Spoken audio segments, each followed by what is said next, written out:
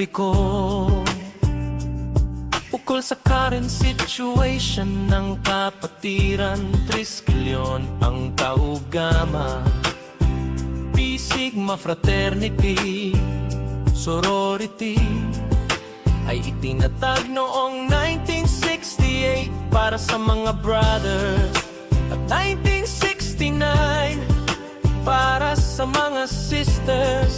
Sa University of the Philippines, Diliman, sa pinagmulan nito, ang organisasyon ay isinilang bilang isang protest fraternity sorority, isang kapatirang may malinaw na paninindigan laban sa karahasan, rambulan at anumang anyo ng ang aabusong. Pundasyon ng kapatiran ay nakabatay sa tenets and code of conduct at pinatatagak ng mga haligi ng malakas.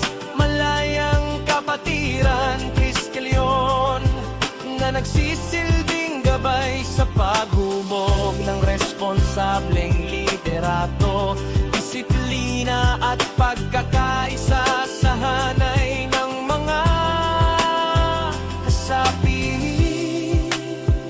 Sa kasalukuyan, mahalagang malinaw na maipabatid sa publiko at sa mga institusyon ng pamahalaan at sa mga miyembro ng kapatiran na may umiiral na dalawang panig na nagpapahayag ng magkaibang pananaw hinggil sa direksyon at pamamahala ng kapatiran. Sa isang panig ay ang Taugama Pi Sigma National Executive Council na patuloy na nagsusulong ng panawagang save the tradition. Gayon pa man, nararapat ding bigyang linaw na ang naturang grupo ay hindi kinikilala bilang opisyal na kinatawan ng kapatiran ng Mother Chapter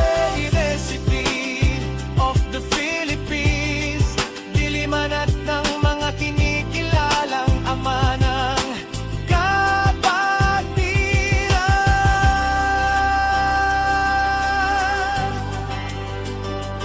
Founding